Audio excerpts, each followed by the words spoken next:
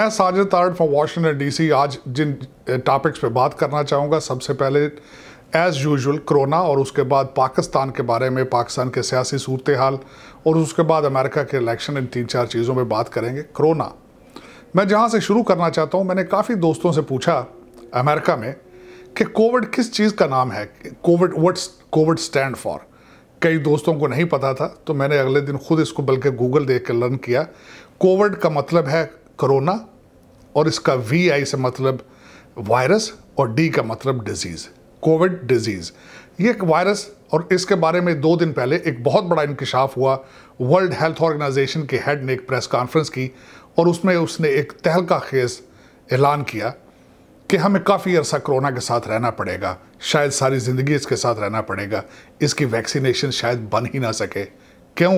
वो इस वजह से कि उनका ये इंकशाफ था कि कोरोना बार बार अपनी शक्लें तब्दील कर रहा है।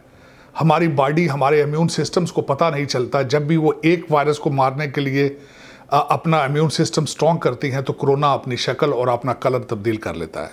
ये एक बहुत ही तहलका खेज ऐलान था कि अब शायद ये फासले हमें सारी ज़िंदगी मेंटेन करना पड़े।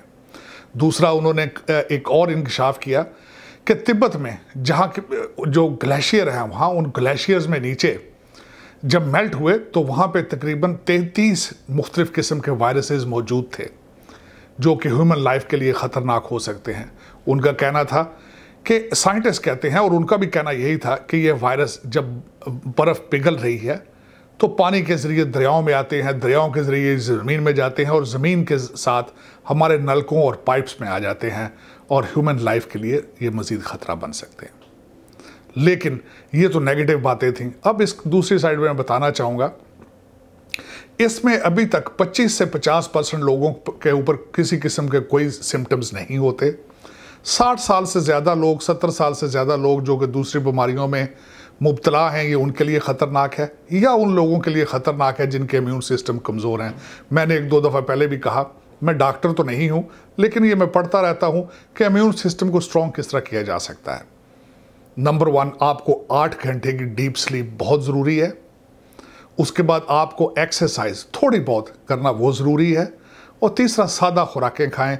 आप रेड मीट से और ज़्यादा चिकनाई वाली चीज़ों से दूर रहें और कोशिश करें विटामिन C और जिंक इसको यूज़ करें, तो आप काफ़ी हद तक कोरोना वायरस से बच सकते हैं।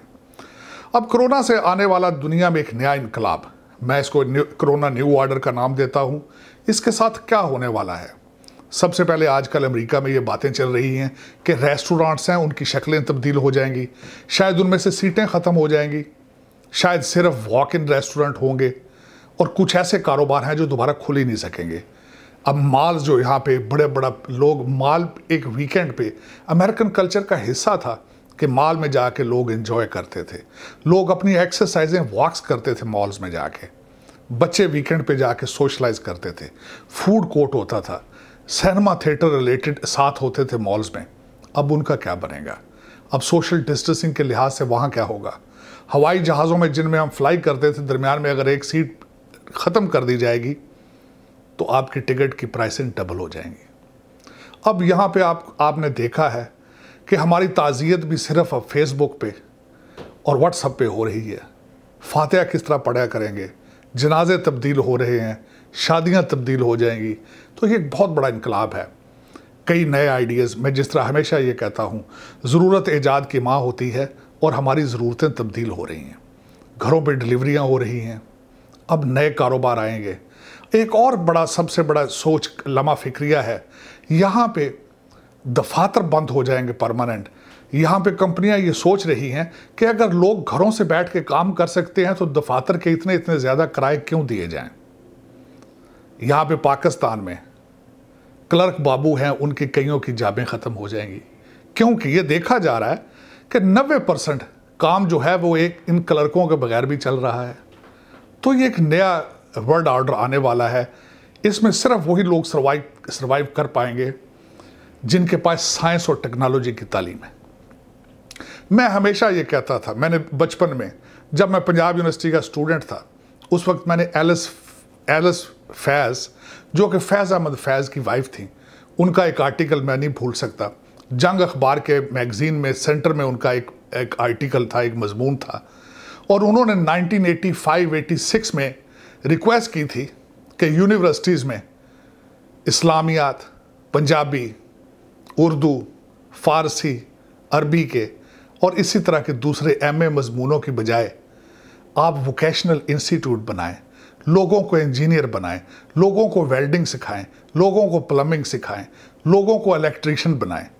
तो ये आने वाले दौर में मैं समझता हूँ कि आज 35 साल बाद उनकी बात मुझे दोबारा याद आई कि आने वाले दौर में अगर आपके पास टेक्निकल एजुकेशन नहीं है तो आप बड़ी मुश्किल से सर्वाइव कर पाएंगे। आज भी, अभी भी लेट नहीं है। मैं हुकूमत से पहले भी इल्तमास कर चुका हूँ, हमारे ओवरसीज़ पाकिस्तानी जो वापस आ रहे हैं, जितना अरसा उन्होंने वहाँ पे रहना है, प्लीज़ उनको ट्रेन करें, उनको कंप्यूटर सिखाएं, उनको प्लम्बिंग सिखाएं और दूसरे इस तरह के हुनर सिखाएं ताकि वापस जाके वो मज़ीद लेबर ले सकें। अब ओवरसीज़ पाकिस्तानीज़ के हवाले से मैं एक और थोड़ी सी मेरे अफसोस और शिकायत है, इसके साथ कहना पड़ रहा है कि जितने ओवरसीज़ पाकिस्तानी जो कि हर साल $24 बिलियन से ज़्यादा पैसा पाकिस्तान भेजते हैं, उनके साथ पाकिस्तान में क्या हो रहा है? इस वक्त वो पाकिस्तान उतरते हैं, उनका अगर रिज़ल्ट नेगेटिव हो फिर भी उसको पॉजिटिव कर दिया जाता है। होटलों के साथ कमीशनें तय हैं ताकि उन्होंने होटलों में रहना है और जो गवर्नमेंट के जो हैं लोग वो उनसे कमीशनें ले रहे हैं। मेरे एक दोस्त ने मुझे अगले दिन कराची से व्हाट्सएप पे मैसेज किया कि मैं बाहर से खाना मंगाता हूं तो पुलिस वाले 100 रुपया रिश्वत लेते हैं, मेरा कोई मेहमान मुझे मिलने आता है तो उसकी 400 रुपया रिश्वत देनी पड़ती है। ये ओवरसीज़ पाकिस्तानी इसके साथ हो रहा है, ये ज़्यादती है। दूसरा, पाकिस्तान में अब भी मैं हमेशा कहता हूँ जब भी कोई आफत पाकिस्तान में आती है मैं उसको नाम देता हूँ डाकुओं का सीज़न, डाके मारने का सीज़न। ज़लज़ला आया, डाके पड़े, सैलाब आया, डाके पड़े। अब भी डाके बंद नहीं हुए। मैं कल हसन निसार साहब का एक इंटरव्यू सुन रहा था जिसमें उन्होंने कहा कि लाहौर में एक्सपो सेंटर, जहाँ जिसको एक क्वारंटीन का एक सेंटर बनाया गया है, उसके अंदर बेड लगाने का ठेका 90 करोड़ रुपए का दिया गया। मेरी समझ से बाहर था। स्टील पाइप्स के बने हुए बेड्स और उन पे चीप बेड्स डालने के लिए 90 करोड़ का किसी ने डाका डाला है। अफसोस के साथ कहना पड़ता है, ये दूसरे चीनी और आटे के डाकों के बाद की बात है। मेरी खान साहब से हमेशा ये रिक्वेस्ट रही है, अब पाकिस्तान में स्मार्टफोन हर पाकिस्तानी के पास है। हालांकि भिखारी जो चौक में खड़े होकर भीख मांग रहे हैं उनके पास भी स्मार्टफोन है। एक खबर निकलती है तो वो जंगल की आग की तरह फैल जाती है। लोग अब रिजल्ट चाहते हैं। खान साहब प्लीज स्टैंड लें, अपनी कैबिनेट की सफाई करें और लोगों को रिजल्ट दें। आपके पास 2 मैंडेट थे, तहरीक इंसाफ के पास सिर्फ 2 मैंडेट थे। आपकी पार्टी का नाम तहरीक इंसाफ है, लोगों को इंसाफ दें। और दूसरा मैंडेट अकाउंटेबिलिटी का था। तीसरा मैंडेट आपके पास रिफॉर्म्स का था। आपके सबसे ज़्यादा सपोर्टर पाकिस्तान के एजुकेटेड बेरोज़गार लोग थे। आज वो मायूस खड़े हैं, वो जवाब चाहते हैं, वो इलेक्टेबल्स को नहीं चाहते। वो जितने करप्ट लोग हैं वो उनके साथ नहीं हैं, वो आपके साथ हैं, वो आपकी तरफ देख रहे हैं। प्लीज़ उनको जवाब दें, उनको सेटिस्फाई करें, वरना ये बहुत लेट हो जाएगा। ये मेरी आपसे एक इल्तिमास है। दूसरा, आज मैं यहाँ पे ये बताना चाहूँगा कि अमेरिका में क्या हो रहा है कोरोना के साथ। यहाँ पे बड़ी बड़ी कंपनियाँ जिस तरह के अमेज़ॉन, बेजो जो कि उसके ओनर हैं, वो बड़ी जल्दी ट्रिलियंस के मालिक हो जाएंगे। उसके बाद दूसरी कंपनियाँ जिन्होंने सबसे ज़्यादा पैसा बनाया है वो फेडेक्स और नेटफ्लिक्स, क्योंकि लोगों ने घरों में बैठ के मूवियाँ देखते रहे हैं, उनकी सब्सक्रिप्शन बहुत बढ़ चुकी है।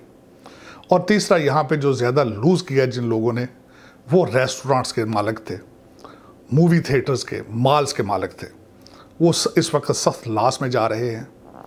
इस वक्त अमेरिका में प्रेसिडेंट ट्रंप साहब ने जिस तरीके से कहा था कि इनको 3 फेजेज़ में अमेरिका को खोला जाएगा, जिन स्टेटों में इस मर्ज़ की वबा इतनी ज़्यादा तेज़ नहीं है, वो तकरीबन लगभग 32 से 38 स्टेट्स ऐसी हैं, 38 स्टेट्स कि जिन पे कोरोना का ज़्यादा हमला नहीं था। तो वहाँ पे उन्होंने कहा था कि इसको जल्दी खोला जाए। लेकिन अफसोस के साथ जिस साल कोरोना आया अमेरिका में, उस साल इलेक्शन का सीज़न था। अब हर गवर्नर सियासत कर रहा है, हर सियासतदान कोरोना के पीछे पड़ा है। यहाँ पे लिबरल विंग और लिबरल मीडिया दोनों ये समझते हैं कि अगर कोरोना की अमवात ज़्यादा होंगी, कोरोना में अगर डोनाल्ड ट्रंप साहब को फेल किया जाएगा तो वो इलेक्शन हार जाएंगे। हर साल अमेरिका में 35,000 से ज़्यादा लोग फ्लू से मरते हैं, उनको भी कोरोना में डाला जा रहा है। हर हॉस्पिटल में जो भी किसी किस्म की मौत वाक़या होती है उसमें कोरोना की डेथ लिख दी जाती है। लेकिन यहाँ पे कौम के पास सिर्फ एक क्वेश्चन बैलेट पे होगा कि प्री कोरोना अमेरिका की इकानमी क्या थी और आफ्टर कोरोना इकानमी को जल्दी रिवाइव कौन कर सकेगा। ये सबसे बड़ा बैलेट होगा। दूसरा, मैं इस वक्त कोरोना से हट के एक दो और चीज़ें पाकिस्तान के बारे में बात करना चाहूँगा। इस वक्त पाकिस्तान में 18वीं तरमीम 18th अमेंडमेंट, उस पर काफ़ी हर जगह पे लय दे हो रही है, उस पर काफ़ी सियासतदान गर्म हैं। मैं बताना चाहूँगा, मुझे खुद को इतना अंदाज़ा नहीं था कि 18वीं तरमीम क्या है और इसके पीछे इसके क्या लोगों के और सियासतदानों के अज़ाइम क्या हैं। 18वीं तरमीम मेरे ख़्याल में एक ख़तरनाक चीज़ थी जिसमें सूबों को इतनी ज़्यादा खुद मुख्तारी दे दी गई, जिसमें पुलिस का महकमा, जिसमें टैक्सेशन, जिसमें कम्युनिकेशन, और सबसे बड़ा जो ख़तरनाक इसमें इख्तियार दिया गया सूबों को वो ये था कि वो दूसरे मुल्कों के साथ मुआहदे भी कर सकते हैं और दूसरे मुल्कों से कर्ज़े भी ले सकते हैं। और इन चीज़ों के साथ पाकिस्तान को कमज़ोर किया जा रहा है। मेरे ख़्याल में इसमें अमेंडमेंट होनी चाहिए, चाहे सारी शराइत नहीं, लेकिन कुछ कंट्रोल उसमें करप्शन वाले जो खास नज़र आ रहे हैं, जिस तरीके से किक बैक्स, बल्कि यहाँ तक मैंने सुना है कि जो पिछली पार्टी के अकामे थे जो दुबई के और दूसरे ममालिक के, 18वीं तरमीम उनको भी प्रोटेक्ट करती है। तो ये एक ज़्यादती है। कोशिश करें कि पाकिस्तान के डाके बंद करें। मेरे ख़्याल में, मेरी डेफिनेशन में, अपने मुल्क को मादरे मिल्लत कहते हैं, तो प्लीज़ मादरे मिल्लत के कपड़े ना फाड़ें। अब अनफ इज़ अनफ। आपके इंटरनल प्रॉब्लम्स इतने ज़्यादा ख़तरनाक हद तक हो चुके हैं, आपके दुश्मन ने आपको कैलकुलेट कर लिया है। उन्होंने पहला वार कश्मीर पे किया और उसमें वो कामयाब रहे। अब दूसरा वार, वो गिलगित और बिल्तिस्तान का मौसम इंडिया में अपने चैलेंज पे दिखाना शुरू कर दिया उन्होंने। जयशंकर ने, जो उनके फॉरेन मिनिस्टर हैं, कई दफ़ा दावा कर चुके हैं कि हम एक दिन में आज़ाद कश्मीर ले सकते हैं। क्यों? उन्हें पता है कि आप कमज़ोर हैं। आप कोरोना के पीछे भी अपनी करप्शन बचाना चाहते हैं। आपकी करप्शन की बात करें तो जमहूरियत ख़तरे में आ जाती है। प्लीज़, मेरी रिक्वेस्ट ये सियासतदानों से नहीं है, मेरी ये रिक्वेस्ट उन नौजवानों से है जो बेरोज़गार थे, पढ़े लिखे थे या जॉब्स कर रहे हैं। प्लीज़ सोशल मीडिया पे जाएं, अपने लीडरों से पूछें कि इन हालात में आपका दुश्मन जो कर रहा है उसके लिए आप क्या कर रहे हैं। मेरी हमेशा आपसे रिक्वेस्ट थी, रोज़ाना आप इंडियन चैनल देखें। इंडियन चैनल नहीं देखते तो दो चैनल्स में हाईली रिकमेंड करूँगा कि BBC और अल जज़ीरा, इन दोनों को ज़रूर पढ़ा करें ताकि आपको पता चले आपके रीजन में क्या हो रहा है। आखिर में एक छोटी सी मैं आपको एक नज़म सुनाना चाहता हूँ।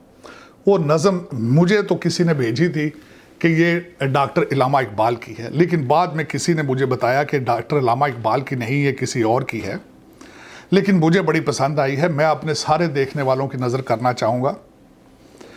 वो नज़म इस तरह है, सजदा इश्क हो तो इबादत में मज़ा आता है, सजदा इश्क हो तो इबादत में मज़ा आता है, खाली सजदों में तो दुनिया ही बसा करती है। लोग कहते हैं कि बस फ़र्ज़ अदा करना है, लोग कहते हैं कि बस फ़र्ज़ अदा करना है, ऐसे लगता है कोई कर्ज़ लिया हो रब से। तेरे सजदे कहीं तुझे काफ़र न कर दें ऐ इकबाल, तेरे सजदे तुझे काफ़र न कर दें ऐ इकबाल, तू झुकता कहीं और है और सोचता कहीं और है। इसके साथ ही मैं आज आपसे इजाज़त चाहूँगा। इंशाल्लाह अगले हफ्ते दोबारा हाज़िर होऊंगा। Sajid Tarar from Washington DC।